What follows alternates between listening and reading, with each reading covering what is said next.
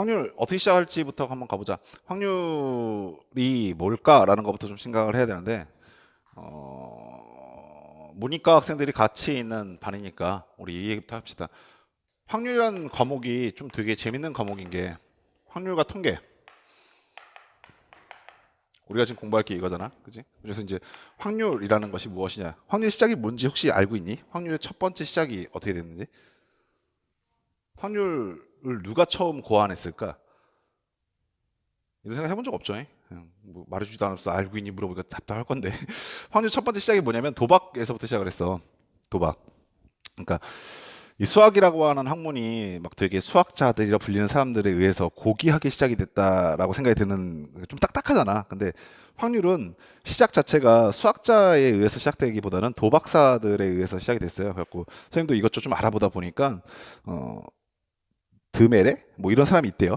드메레라는 사람이 도박사였었는데 그 사람이 처음에 자기의 아는 사람 중에 파스칼이라고 하는 유명한 수학자가 있었었나 봐. 그리고 그 수학자한테 어떤 질문을 하면서 확률의 첫 번째 기본 토대가 시작이 되냐면, 예를 들어서 A라고 하는 사람과 B라고 하는 두 사람이 있는데 이 두 사람이 자기 돈을 걸고 이제 내기를 한 거야. 자기 돈을 걸고. 근데 한 번 게임을 할 때마다 승자와 패자가 반드시 나타나게 되고, 그러니까 비기는 건 없고, 이 상황에서 이 사람의 돈 32, 그때 단위 얼마가 되겠죠? 그다음 이 사람의 돈 32, 그때 단위 돈, 뭐 정확하게 돈의 단위가 얼마인지 모르겠어요. 뭐 그때 당시 프랑이었는지 뭐였는지 모르겠는데 이 돈을 각각 걸고 난 다음에 내기를 한 거야. 그래갖고 세 게임을, 첫 번째, 두 번째, 세 게임을 이렇게 하고 난 다음에, 세 게임이 아니죠. 세 번 이긴 사람이 이 돈의 전부를 가져가겠다 라는 상황이에요. 어떤 상황인지 이해되셨죠? 근데 이 상황에서 얘네들이 막 게임을 하고 있다가 A가 2승을 했고 B가 1승을 했어. 근데 이 상황에서 게임이 멈출 수밖에 없는 거야. 안타깝게. A 입장에서 속이 타는 거지. 내가 다 이겼는데 막 이런 생각이 들기 시작한 거죠. 게임을 더 이상 진행할 수 없을 때, 현재 총 64라고 하는 이 전체의 상금을 어떤 비율로 나누는 게 옳은가 라는 거를 파스칼한테 물어보기 시작하면서, 그러면서 이제 확률의 처음에 시작이 됐다라고 하더라고요. 이거 혹시 계산할 수 있겠니? 고3이니까 얼추 가능하지 않을까? 네, 전체 확률에서 그 중에서 A가 가져갈 생각으로 기대값을 계산하면 되겠죠.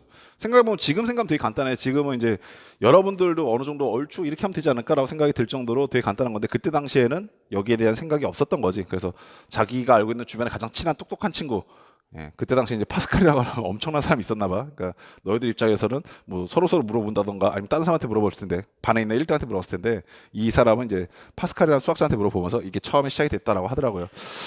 자, 그래갖고 이렇게 시작하는 이 확률을 공부해 갈 건데, 우리가 그걸 하기 위해서 제일 첫 번째가 뭐일 거냐면, 당연히 수학은 첫 번째는 항상 용어 그리고 정의부터 시작을 하죠. 그래서 오늘 첫 번째 용어부터 가보도록 합시다. 필기 잘 하시고,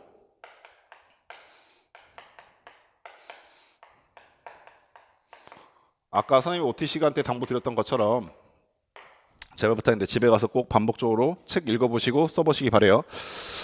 자, 시행과 사건 용어부터 갑시다. 확률에서 어떤 용어가 등장합니까? 라는 건데, 첫 번째 시행이라는 말이 등장해요.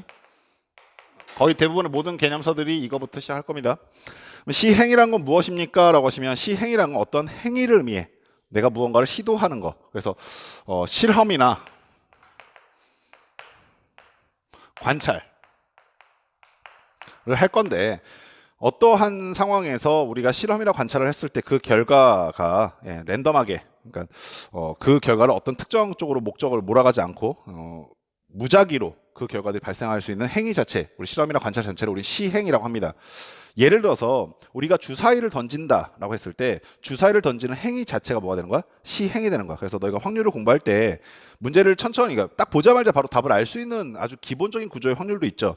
근데 그런 건 별로 어렵다고 생각 안 하잖아. 조금 어렵다라고 느낌이 들었을 때 내가 지금 어떠한 시행을 하고 있는지를 생각해 볼 수 있어야 돼요. 두 번째, 그럼 시행을 하고 나면 반드시 그 결과들이 나오게 되겠지. 내가 주사위를 던졌더니 어떠한 결과들이 나옵니까? 라고 했을 때 우리는 그걸 뭐라고 하냐면 사건이라고 얘기를 해요.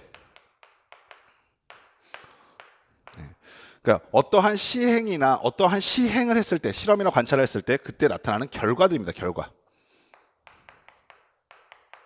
영어로 이벤트 이렇게 얘기를 할 거고요.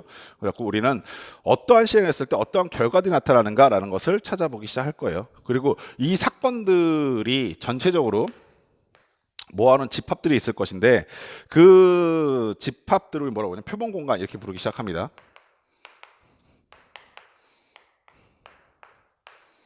표본 공간은 무엇입니까? 라고 했으면 시행에서 일어날 수 있는 모든 결과들의 집합이야.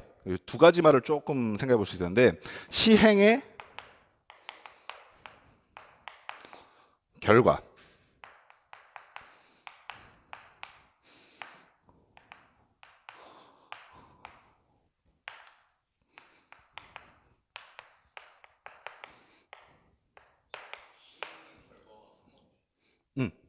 사건들을 모아놓은 집합이라고 생각하시면 돼요. 거기에 대한 좀 더 구체적인 설명을 할 건데 시행에서 일어날 수 있는 모든 결과들의 집합이라고 했을 때 첫 번째 방금 전에 얘기했던 거 이 결과들 이게 뭐예요? 사건들이죠. 오케이. 근데 그거를 뭐로 표현할 거냐면 여기에서 잠깐 초점을 맞춰봅시다. 집합. 확률을 공부하는 데 있어서 우리가 뭘 이용할 거냐면 너희가 예전에 배웠었던 수2에서 배웠었던 집합이라고 하는 단어를 이용할 거라고요. 많은 학생들이 이 연관관계를 잊고 확률이라는 게 마치 독립적인 다른 학문이라고 생각을 하면서 접근하다 보니까 굉장히 기본적으로 풀 수 있는 문제들에서 당황하는 경우들이 있어. 특히 올해 수능에서도 역시 마찬가지였었죠. 배반 사건, 독립 사건 이런 얘기가 나왔을 때 학생들이 이거 뭐지? 헷갈리는데? 라고 생각하면서 답을 딱 구해봤더니 답이 안 나와. 그러니까 당황해서 그게 되게 앞부분에 있었던 문제 중에 하나였었는데 거기서부터 이제 당황해갖고 멘붕이 왔다. 모르겠어요. 그다음부터 막 어떻게 할지 몰라게 됐어요. 국어도 어려웠는데 수학도 이럴 줄 몰랐어요. 뭐 이런 얘기를 하기 시작하거든. 그때 너희들이 어떻게 하면 확률이라는 걸 좀 더 차분하게 접근할 수 있냐면 이 확률이라고 하는 것은 그냥 독립적으로 툭 튀어나오는 학문이 아니라 집합을 기반으로 하고 있는 거기에 심화 단어이다라는 생각을 하시면서 접근하시기 바래요. 그래서 집합은 내들이 되게 자신만만하잖아. 집합 뭐 그거 그냥 대충 발로 풀어도 푸는 거 아닙니까? 이런 생각할 텐데 그런 것들을 이용해서 우리가 확률을 공부하는데 적용시켜 볼 수 있도록 하시기 바랍니다. 네 번째에는 사건이라는 것에서 좀 더 독특한 사건을 할게요. 그럼 선생님, 결국에 확률이라고 하는 것은 이 표본 공간이라고 하는 것은 시행의 결과도 이게 사건이라고 했으니까 사건들을 모아놓은 거 아닙니까? 근데 제가 알고 있기로는 사건 A, 사건 B라는 게 조금 다른 의미처럼 느껴졌는데 라는 걸 생각한 친구들이 있을 거야. 그때 우리가 무엇을 하나 더 알아야냐면 근원 사건이라는 말이 있어. 근원 사건. 근원 사건이라는 것은 무엇입니까? 라고 하시면 집합을 이용해서 우리가 이해를 하시면 좀 더 편하다고 아까 말씀드렸었잖아. 이렇게 보시면 돼요. 더 이상 나눌 수 없는 가장 기본적인 단위를 말하게 돼요. 그러니까 마치 뭐와 비슷하게 보이냐면 뭐와 유사하게 보이냐면 원소 하나입니다. 원소 하나. 집합에서 보시면 우리가 예를 들어서 전체 집합이 U라고 하는 집합이 1, 2, 3, 뭐 점점점 가서 뭐 10까지 있다고 칩시다. 그럼 봐봐. 이 표본 공간이라고 하는 것은 마치 뭐와 같은 상황이 돼버리냐면 어떤 시행의 결과들을 모아놓은 전체 집합 이렇게 얘기했잖아. 여기까지 아시겠어요? 그러면 우리가 집합에서 전체 집합을 말했던 이게 바로 표본 공간이 되겠죠. 그래서 표본 공간 이 바로 집합에선 전체 집합 의미를 갖게 돼요. 그리고 집합에선 U라고 썼는데 유니버셜의 약자를 따서 U라고 썼었는데 확률에서는 이 표본 공간을 뭐라고 보통 표시하냐면 라지 S 스페이스의 약자를 따가지고 라지 X라고 씁니다. 샘플의 약자를 땄다라고 생각하는 친구들도 있고 그렇게 말하는 사람도 있는데 샘플 스페이스거든요. 그래갖고 표본 공간 그리고 라지 S를 보통 많이 써요. 그러면 사건이라고 하는 것은 무엇입니까? 라고 하시면요. 사건이라고 하는 것은 우리가 집합에서 배웠었던 것 중에서 이 전체 집합에 포함되어 있는 집합 중 부분 집합이라는 게 있었지. 예를 들어서 집합 A는 전체 집합 중에서 짝수의 원소를 갖고 있는 집합 이렇게 얘기할 수 있죠. 그러면은 특정한 조건이 걸리면서 2, 4, 점점점 그래서 10 이렇게 나타날 수 있었죠. 사건이라는 의미는요. 정확하게 이런 부분 집합들을 말하게 돼. 여기까지 아시겠어요? 그에 반해서 근원 사건이란 건 무엇입니까? 라고 하시면 근원 사건이란 것은 어떠한 조건이 걸려있지 않은 상태에서 더 이상 나눌 수 없는 잘게 나눌 수 없는 가장 작은 단위 그러니까 원소 하나하나를 의미하게 되기 때문에 얘네들 하나하나가 근원 사건이 되기 시작하는 거야. 어떤 상황인지 아시겠어요? 그러면 우리는 사건이라고 하는 것의 의미를 이렇게 받을 수 있겠네. 사건이란 것은 어떠한 조건이 걸려있겠다 이해하시겠어요? 그래서 어떠한 시행 후에 나타나는 모든 결과들을 생각하는 게 첫 번째고 표본 공간을 생각하는 게 첫 번째고 그 중에서 문제가 요구하는 그 사람이 요구하는 특정 조건을 만족하는 것들을 모아놓은 게 바로 사건이 되겠다 이해하시겠습니까? 여기까지 이해되셨어요? 자, 그 상황에서 이제 또 다른 용어가 뭐가 있냐면 전사건이라는 것도 등장합니다. 전사건이라는 것은 무엇을 의미합니까? 라고 하시면은 어떠한 시행에서 반드시 일어나는 사건을 의미해. 그래서 어떤 것과 비슷한 말이냐면 표본공간과 비슷한 말이에요. 예를 들어서 어떠한 시행을 했더니 1부터 10까지 상황이 나타났다 라고 하면 전사건은 1부터 10 전체를 말하게 됩니다. 그에 반해서 또 전혀 원소를 갖고 있지 않은 집합도 있었었죠. 그와 마찬가지로 확률에서도 그거에 대한 용어가 존재하는데 그걸 우리는 공사건 이렇게 합니다. 공사건은 뭐와 비슷한 말입니까? 라고 하시면 당연히 공집합과 비슷한 말이에요. 절대 일어나지 않는 걸 의미하게 되겠죠. 그럼 내가 전체 표본 공간을 1부터 10까지 있는 이런 상황이라고 가정했을 때 공사건은 뭐가 될 거냐면 11이라든가 12라든가 이런 숫자 나타나지 않겠죠. 이런 거 우리는 공사건 이렇게 얘기하게 됩니다. 즉 공집합의 의미를 갖고 있다라고 생각하시면 될 겁니다. 이거를 쭉 용어를 한번 다 한번 읽어보시고 그 다음에 너희들이 반드시 해야 될 게 뭐냐면 확률의 이제 가장 마지막 얘기를 할게. 처음에 시작은 항상 수학은 시작은 간단해. 그렇지 않겠니? 모든 수학은 처음에 시작은 간단해요. 그러니까 시행이란 무엇인가, 사건이란 무엇인가, 표본공간이란 건 무엇인가 이런 걸 쭉 보면 거기까지 별로 어렵지 않은데 여기서 이제 너희들이 무엇을 잡아낼 수 있어야 되냐면 첫 번째는 선생님 여태가 계속 말해왔었던 것처럼 확률이라고 하는 것은 집합하고 연관이 되어 있다 이렇게 얘기했어. 수학으로 우리가 이해를 하려고 했을 때 집합을 이해하면 좀 더 좋겠구나라고 생각할 수 있겠죠. 두 번째는 뭐냐면 그러면 집합하고 뭐가 다릅니까가 핵심 아니겠어? 집합하고 똑같으면 집합이라고 불렀겠지. 그렇지 않겠냐? 그럼 집합은 뭐가 다릅니까? 라고 하시면 바로 이런 말들인데 전사건, 표본공간 자체. 그럼 표본공간 쓰지 왜 전사건 쓰나? 공사건, 공집합. 그럼 공집합은 그냥 쓰지 왜 굳이 이걸 공사건을 하나? 라는 것들이 무슨 의미를 갖고 있냐면 수학이라고 하는 것은 결국에 언어야. 그리고 그중에서 가장 심오한 게 바로 확률인데 수학적으로 표현되어 있는 기호들을 우리가 한글로 바꿔낼 수 있는 작업. 반대로 한글로 표현되어 있는 것을 수학적 기호로 바꿔낼 수 있는 게 필요하다는 얘기입니다. 이해하시겠어요? 그래서 내가 문제를 읽다 보니까 어떠한 사건이 전체 일어나지 않는다. 이러한 일은 일어나지 않는다라고 생각했을 때 그거를 거기다 일어나지 않음 이렇게 쓰는 것보다 뭐라면 공사건이다라고 표현하겠다는 얘기입니다. 무슨 말인지 아시겠어요? 아니면 어떠한 시행을 했을 때 얘가 나타날 수 있는 사건 A라고 하는 것을 전사건이라는 것은 이 전체를 의미하는구나 라는 것을 해석할 수 있어야 되는 거야. 그래서 처음에 용어를 설명할 때 가장 중요한 핵심은 뭐냐면 내가 앞으로 이러한 단어들을 만났을 때 이런 단어들이 어떠한 뜻을 갖고 있는지를 기억하는 게 제일 중요합니다. 이해하시겠죠? 그래갖고 처음에 봤을 때 좀 낯설 수 있는데 그냥 너희가 기존에 알고 있던 용어들 계속 사용하려 하지 마시고 새로운 확률 용어로 너희들이 얘와 같은 말이었구나 라는 걸 인지하고 계시기 바래요. 자, 그 다음에 7번째 가봅시다.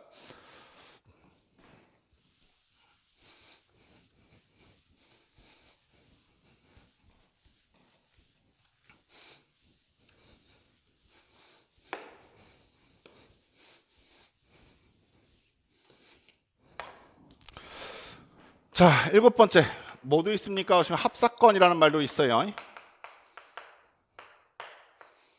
합사건이라는 것은 무엇을 의미합니까? 라고 하시면 사건 A 또는 사건 B가 일어나는 사건을 말하게 돼. 그러니까 사건 A 또는 사건 B가 일어나는 사건. 자, 그럼 아까 전에 선생님이 말했던 걸 다시 두 가지 좀 생각하면서 읽어보세요. 기호는 어떻게 씁니까? 라고 하시면 그리고 이 말을 딱 보자마자 너희가 아까 전에 느꼈을 거라고 보는데 뭐냐면 집합에서 저런 비슷한 말이 있었었는데 라고 느꼈죠. 얘를 우리가 기호를 어떻게 될 거냐면 A 합 B 이렇게 읽을 건데 얘네들 우리는 합사건 이렇게 읽을 거라는 얘기입니다. 여기까지 아시겠어요? 그러면 이게 뭐 집합이랑 똑같은데 뭐? 라는 생각이 들기 시작하죠. 뭐 집합이네 결국에 이런 생각이 들 건데 단순히 그냥 집합이네라고 넘어가지 마시고 어떻게 생각하시냐면 내가 어떤 특정 조건이 걸려있는 사건이 있었어. 그리고 특정 조건이 걸리는 사건이 있었었는데 그 두 개의 사건 중에 하나가 일어났으면 원해. 예를 들어서 주사를 던졌더니 짝수의 눈이 나오는 사건을 A라고 합시다. 그럼 뭐가 있겠어? 2, 4, 6이 있겠죠. 두 번째로 소수의 눈이 나오는 사건을 B라고 합시다. 뭐가 있겠어? 2, 3, 5가 있겠죠. 여기까지 아시겠어요? 내가 지금 원하는 게 뭐냐면 내가 주사를 던졌을 때 짝수의 눈이 나오던가 혹은 소수의 눈이 나온다 라는 걸 원해요. 예를 들어서 이렇게 한번 생각해 보세요. 확률은 아까 전에 처음 시작했을 때 도박에서부터 시작했다고 했잖아. 우리 한번 도박을 해보자고. 나중에 도박하라는 얘기가 아니라 내가 기주랑 내기를 할 건데 어떤 내기를 할 거냐면 주사를 던져서 짝수의 눈이 나와. 그러면 기주가 나한테 200원을 줘요. 오케이? 근데 주사를 던졌을 때 소수의 눈이 나와. 그럼 내가 기주한테 200원을 받아요. 오케이? 이런 상황이에요. 그때 우리 둘 중에 돈을 주고받을 수 있는 확률 같은 걸 계산하고 싶어. 예를 들어서 네가 나한테 돈을 주던 내가 너한테 돈을 받던 주고받던 어떻게든 돈이 왔다 갔다 하는 그런 확률을 구하고 싶어. 그러면 나는 어떠한 생각을 할 수 있냐면 전체 시행을 했을 때 1, 2, 3, 4, 5, 6이 나오겠다는 건 당연하지. 그 다음에 내가 너한테 돈을 주던 즉 짝수의 눈이 나오던 내가 너한테 돈을 받던 소수의 눈이 나오던 둘 중에 하나만 이러면 되는 거 아니겠어? 그러면 우리가 원하는 서로 돈이 왔다 갔다 하는 확률이 계산되겠죠. 그때 짝수의 눈이 나온 사건을 A, 소수의 눈이 나온 사건을 B라고 했으니까 A 또는 B 둘 중에 하나만 일어나면 되겠네 라는 생각과 함께 내가 지금 계산하기 원하는 확률은 뭐가 된다? 합사건이 된다 이런 얘기를 할 수 있는 거예요. 즉 뭘 느낄 수 있냐면 표현 자체는 집합에 일어나고 있는 표현을 이용하고 있지만 집합의 기호를 이용하고 있지만 확률이 집합보다 좀 더 현실적인 건 무슨 의미를 갖고 있는 거냐면 말을 기호로 바꿀 수 있어야 되고 기호를 말로 바꿀 수 있어야 한다는 얘기를 계속 인지하시기 바랍니다. 그래서 너희들이 문제를 풀어 가실 때 문제가 안 풀리면 에이 몰라 모르는 문제야 이렇게 생각하시기보다는 얘가 처음에 어떻게 시작했을 것이냐는 걸 꼭 생각해 보셔야 돼. 그래서 사건은 A는 사건 B는 그럼 얘네들이 같이 일어나는 건가 아니면 동시에 일어나야 되는 건가 이런 걸 구분할 수 있어야 된다는 얘기입니다. 아시겠죠? 마찬가지로 합사건이 나타났으니까 우리 집합에서 이 다음에 당연히 나왔던 기호 하나 또 있지 않겠습니까? 그게 또 뭐야 라고 하시면 교집합일 건데 그 교집합을 확률에서 뭐라고 부르냐면 곱사건 이렇게 부릅니다. 교사건이라 부르는 게 아니라 곱사건 이렇게 불러요. 기호는 어떻게 표현합니까? 라고 하시면 A, 교, B 이런 식을 표현해요. 근데 A, 곱 B라고 읽겠죠. 그럼 얘는 어떤 의미를 갖고 있습니까? 하시면 사건 A와 사건 B가 동시에 일어나게 돼요. 그러니까 A 그리고 B, AND의 의미를 갖고 있는데 확률에서 좀 더 강조되는 의미는 뭐냐면 동시에 일어난다.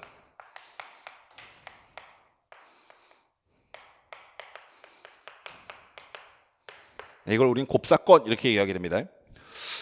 마찬가지로 또 다른 의미가 있을 건데 또 뭐가 있냐면요. 집합을 생각하시면 좀 더 편하다고 얘기했잖아. 우리가 합집합 기호 배웠고 교집합 기호 배웠으면 그 다음 배웠던 집합의 기호가 하나 더 있는데 뭔지 기억나시니? 여집합이라는 게 존재했었죠.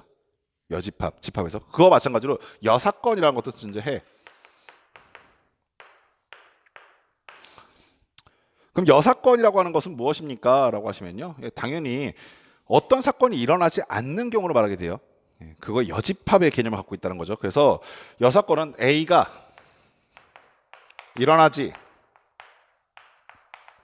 않는 사건을 의미하게 됩니다. 만약 문제 내에서 뭐 이웃한다 그러면 이웃하지 않길 바란다 라는 것도 생각해 볼 수 있어야 되고 반대로 이웃하지 않길 바란다 그러면 이웃한 경우를 생각해 볼 수 있어야 한다는 얘기죠. 그리고 특정 사건들을 말할 때 단순히 그 사건만 말한 것이 아니라 그 사건이 일어나지 않는 경우도 같이 고민해 보시기 바랍니다. 그리고 당연히 기호는 어떻게 씁니까? 하시면 A의 여 이렇게 쓰시겠죠. 마지막 10번인데 요거 기억하면 선생님이 정말 과하게 이뻐해 줄게. 집합 배웠을 때 우리가 집합을 배웠을 때 봤었던 기호들 있잖아. 한 번씩 합집합, 교집합, 여집합 이런 거 봤던 기억이 있죠. 이거 없으면 우리 좀 약간 서운해지기 시작해요. 근데 이거 말고 또 하나 있었던 게 있었어요. 그러니까 연상기호가 아니라 어떠한 개념 하나가 등장하던 집합을 배웠을 때 선생님이 이때 이거 막 한국어로 번역됐는데 잘못됐어 막 이런 얘기 했었던 기억 혹시 있니요? 예, 표정들을 보니까 뭐요? 먼집합이요? 예, 나중에 수학자가 엄청나게 되실 것 같아요. 차집합, 물론 잘했어요. 차집합은 뭡니까? 라는 얘기도 당연히 해볼 수 있겠죠. 근데 그 연상기호, 드몰간이라든가 아니면 그 기호를 말하고 싶은 게 아니라 집합을 처음에 배웠을 때 같이 알려준 것 중 하나 뭐냐면 서로소라고 하는 개념이 등장해. 기억나십니까? 서로소. 집합에서 서로소가 뭐였죠? 집합에서 서로소. 원소가 다르다 이렇게 지금 얘기하셨는데 정확하게 집합에서 서로소의 정의가 어떻게 되는지 꼭 확인해 보세요. 그리고 오늘 이거 너희들한테 굉장히 중요한 개념이 하나 될 겁니다. 집합에서 서로소는 이거 잠깐 쓰지 말고 옆에 밑에 잠깐 봐보세요. 집합에서 서로소는 어떻게 되냐면 집합 A와 집합 B가 서로 교집합이 존재하지 않을 때 서로 교집합이 뭐가 됐을 때 공집합이 됐을 때 우리는 집합 A와 집합 B를 뭐라 부른다? 서로소라 부른다 이렇게 얘기했어요.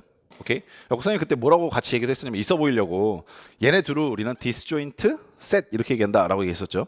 디스조인트 이걸 우리 서로소 번역해놨어 라고 얘기했었는데 이 서로소란 말이 사실 집합에서 들어오면서 등장한 게 아니라 그 전에 이미 한 번 또 등장했었지.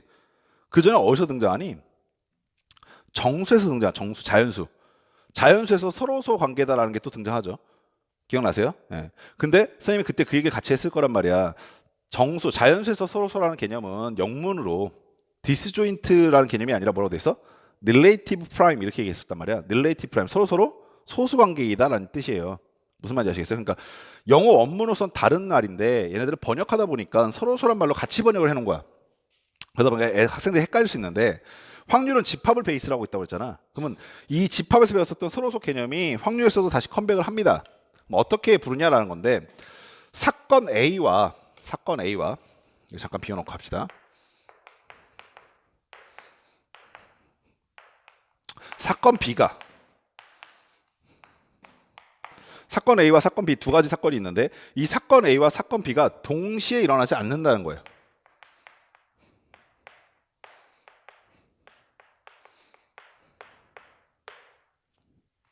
사건 A와 사건 B가 동시에 일어나지 않는답니다. 그럼 봐보세요. 우리 아까 전에 곱사건을 뭐라고 했냐면 사건 A와 사건 B가 동시에 일어나는 사건이라고 얘기했잖아. 그러면 사건 A와 사건 B가 동시에 일어나지 않는다라는 것을 우리는 그냥 X 이렇게 쓰지 말고 이걸 수학적 기호로 바꿔볼 수 있었다고 했잖아. 그러면 나는 아까 전에 배웠었던 기호들을 이용해서 사건 A와 사건 B가 동시에 일어나지 않습니다라는 것을 어떻게 표현할 수 있을까 생각해 보시면 사건 A와 사건 B가 동시에 일어나는 사건이 없어요라고 얘기하면 되는 거지. 근데 아까 전에 사건이 일어나지 않음에 대한 기호도 하나 있었어. 그게 뭐였지? 공사건이라고 했던 거 기억나? 그럼 얘가 뭐가 된다? 공사건이 됩니다라고 쓰면 되는 거죠. 이해하시겠어요? 그랬을 때 이 사건 A와 사건 B를 무슨 관계라 부를 것이냐라고 하는 거에 대한 용어가 등장하는데, 오케이? 이걸 집합이었으면 우린 얘네들을 뭐라 불렀겠어? 그렇죠. 서로서 이렇게 불렀을 거라고요. 그죠? 여기까지 이해되셨어요? 근데 확률에서는 얘를 서로서 부르지 않고 뭐라 부르냐면 얘를 배반 사건이라 불러. 배반 사건. 그래갖고 이 용어가 바뀌게 됨으로써 학생들이 조금 혼란의 여지가 있어. 나중에 어떤 것과 더럽게 헷갈리기 시작하냐면 독립사건이란 말과 엄청나게 헷갈리기 시작해요. 독립사건. 독립사건인가 배반사건인가? 배반사건이 뭐였지? 아, 독립 아닌가? 이건 독립인가? 이거 배반인가? 막 이러면서 계속 혼란스러워한단 말이야. 그래서 너희들이 배반사건이란 말을 어떻게 좀 기억하셨으면 좋겠냐면 얘는 두 사건이 동시에 일어나지 않는다. 즉 두 사건의 곱사건이 공사건이 된다라는 뜻으로 해석할 수 있어야 되고 조금 너희들의 기억력을 연장시켜주기 위해서 선생님이 이거를 뭐와 비슷하다고 얘기했거냐면 영문으로 좀 해석해 드리려고 하는데 배반사건은요. 디스조인트 이벤트 이렇게 돼 있어요.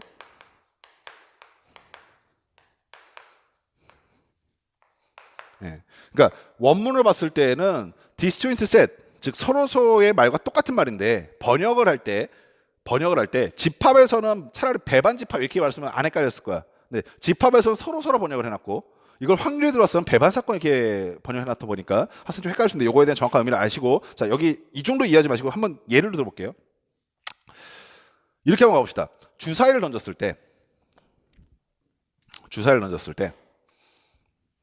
동전을 합시다. 더 간단한 거죠. 동전을 던졌을 때 동전을 던지는 시행을 했어. 그러면 나타날 수 있는 사건은 뭐가 있죠?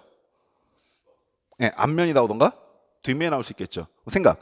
앞면이 나왔다라는 의미는 뭐가 의미가 될 거냐면 무슨 의미가 될 거냐면 앞면이 나왔다는 의미는 뒷면이 절대 나오지 않았다는 얘기가 되겠죠. 이 말 아시겠어요? 따라서 우리가 만약에 동전을 던졌을 때 앞 또는 뒤인데 헤드라고 써야겠네. 헤드 오어 테일 이렇게 씁시다. 앞면 또는 뒷면이 나타났을 건데 만약에 앞면이 나타났다는 얘기는 무엇을 의미냐면 뒷면은 나타나지 않았다는 의미를 갖고 있겠지. 여기까지 아시겠어요? 그럼 이 두 사건은 서로 무슨 관계라고 생각할 수 있냐면 배반 사건 관계라고 생각할 수 있겠죠. 앞면에 나타난 사건을 A, 뒷면에 나타난 사건을 B라고 하자라고 한다면 오케이? 그럼 이 두 사건 서로 뭐가 됩니까? 배반 사건 관계에 있다고 볼 수 있죠. 그러면서 자연스럽게 무슨 생각 드십니까? 이렇게 볼 수 있지 않겠어요? 하나의 시행을 했을 때 어차피 얘네 둘 아니에요. 그러면 우리가 앞면에 나타난 사건을 A라고 했을 때 얘는 자연스럽게 뭐가 된다는 것도 인지할 수 있는 A의 여사건이 된다는 것도 인지할 수 있겠죠. 여기까지 아시겠어요? 그럼 우리가 이런 생각을 볼 수 있다고요. 여사건과 배반사건의 관계에 대해서 생각하는 건데 학생들이 공부하면서 조금 이게 약간 놓치는 부분들이 뭐가 있냐면 이런 게 있어. 어떤 특정 사건이 하나가 명명되면 나머지 사건은 해당되지 않는다 이렇게 생각할 때가 있더라고요. 그래갖고 많이 헷갈리는 것 중 하나가 뭐 선생님 독립사건이면 배반사건이 될 수 없지 않아요? 이렇게 물어보는 경우도 있고 선생님 배반사건이면 독립사건이 될 수 없지 않아요? 라고 생각이 들고 독립과 배반이 마치 따로따로 있는 개념처럼 생각하게 되고 아직 배반 뭐 독립을 안 배웠다고 치면은 선생님 여사건은 배반사건이 될 수 없지 않아요? 다른 말 아니에요? 이렇게 생각하는데 어떠한 상황을 봤을 때 여러 가지 상황을 분릴 수가 있어요. 예를 들어서 여기 앞에 있는 이 지연이는요 고등학생이고요. 그렇죠? 동시에 고등학생이 동시에 또 뭐냐면 수험생이기도 해요. 또 동시에 여자이기 때문에 어떠한 가정에서 딸이기도 해요. 즉 한 사람을 명명할 때 얘는 그냥 학생이야라고 하는 것이 아니라 학생이면서 동시에 수험생이고 동시에 뭐 딸이기도 하고 동시에 누군가의 뭐 미래의 부인이 되기도 할 거고 뭐 그렇지 않겠습니까? 그런 여러 가지 부를 수 있는 명명할 수 있는 명칭들이 있다는 거죠. 그럼 봐봐. 내가 사건 A와 사건 A의 여사건 이 두 가지 사건을 뭐라 부를 수 있냐면 얘네들 서로 뭐라 부를 수 있다? 배반 사건이라 부를 수 있죠. A와 A의 여사건은 서로 배반 사건이다. 이건 가능하죠. 여기까지 되니? 근데 반대로 해보자. 배반 사건이 되면 반드시 여사건이 될까? 그렇죠. 현재 상황에서 보면 배반 사건이 이퀄 여사건인 것처럼 보이는데 반대로 우리가 조금의 시행을 바꿔보시기 시작하면 시행을 조금만 바꿔 생각해 보시면 예를 들어 이렇게 한번 생각해 봅시다. 주사를 던졌더니 이번에 두 번째는 주사를 던졌더니 나타날 수 있는 사건은 1, 2, 3, 4, 5, 6가지 사건이 있다고요. 그중에서 사건 A를 내가 뭐라 명명할 거냐면 이렇게 명명할 거예요. 짝수의 눈이 나오는 사건. 그러면은 2, 4, 6이겠다 됐죠. B라고 하는 사건을 우리 이렇게 합시다. A의 여사건, 즉 홀수의 눈이 나타난 사건이라고 한다면 1, 3, 5라고 나타날 수 있겠죠. 이해하시겠어요? 그럼 자 보세요. 이렇게 놓고 보면 마치 배반 사건 이퀄 여사건인 게 똑같은 것처럼 계속 보여. 그렇잖아. 얘네들은 서로 여사건 관계 있고 서로 겹치는 공집합의 상태니까 곱사건이 공사건인 상태니까 이거 여사건 이퀄 배반 사건이 똑같은 말 아닌가라고 생각이 드는데 우리가 이 중에서 일부 즉 A의 여집합 중에서 여사건 중에서 일부 예를 들어서 1, 3만 갖고 있는 집합을 사건을 명명할 수도 있잖아. 얘를 우리 B라고 한번 해보자고. 그럼 A 사건과 B 사건은 A는 2, 4, 6이 일어난 사건이고 B 사건은 1, 3이 일어난 사건인데 A 사건과 B 사건은 배반 사건 관계에 있는 거 분명하지. 오케이. 그런데 그에 반해서 A 사건과 B 사건이 여사건 관계에 있냐고 보시면 그거는 아니죠. 이해하시겠어요? 따라서 배반 사건은 반드시 여사건이 됩니까? 이건 틀린 말이 되는 겁니다. 이해하시겠어요? 정의를 정확하게 받아들이시면 이런 것도 얼추 우리가 생각할 수 있는 힘들이 길러지더라라는 얘기예요. 여기까지 하시겠습니까?